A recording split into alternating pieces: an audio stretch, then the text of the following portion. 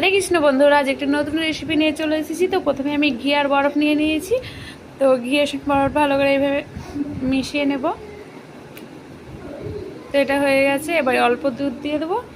তো তোমরা চাইলে জলও দিতে পারো, জল দিয়েও খুব সুন্দর হয়। এবার ময়দা দিয়ে দেবো আর 1 চামচ বেসন দিয়ে দেবো। তো ভালো করে গুলে নেব।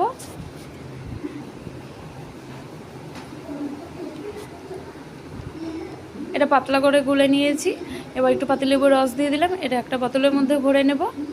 আর ওদিকে তেল বসিয়ে দিয়েছি। তেলটা গরম হয়ে গেছে। এটা অল্প অল্প করে দেবো আর মাঝখানে একটু করে জায়গা করে নেব। আবারও দিয়ে দেবো।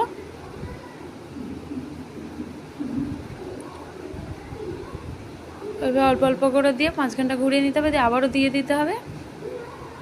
তো এটা ভাজা হয়ে গেছে, তুলে নেব। আর প্রথমে আমি ক্ষীর করে রেখেছিলাম, চিনি দিয়ে দিয়েছি। তো এটা উপর থেকে দিয়ে দেবো। তো এটা রেডি। যদি ভিডিওটি ভালো লেগে থাকে অবশ্যই লাইক কমেন্ট শেয়ার করো।